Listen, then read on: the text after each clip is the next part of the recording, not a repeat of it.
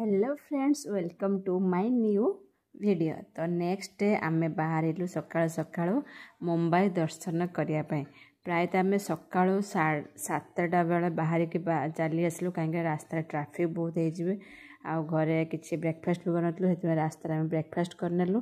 Breakfast कर सारा आमे जाई पहुंचलु सीधा Taj hotel next in gateway of India जोटा कि पाखापाखि सामना सामने रे सेठी बुला सरला परे आमे पुणी पाखर थिया मेरीन ड्राइव जाई पहुंची गलु।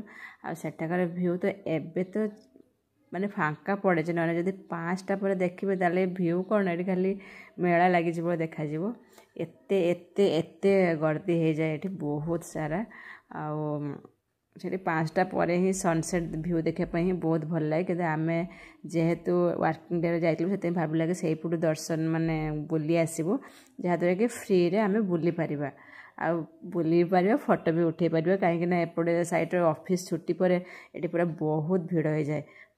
तो सेठी सरला परे आमे पुणी आमे बाहरलु नेक्स्ट डेस्टिनेशन। तो से डेस्टिनेशन आमे नेक्स्ट वीडियो देखिबा। यदि आपन वीडियो भल लागते वीडियो को लाइक सब्सक्राइब निहाती करिवे।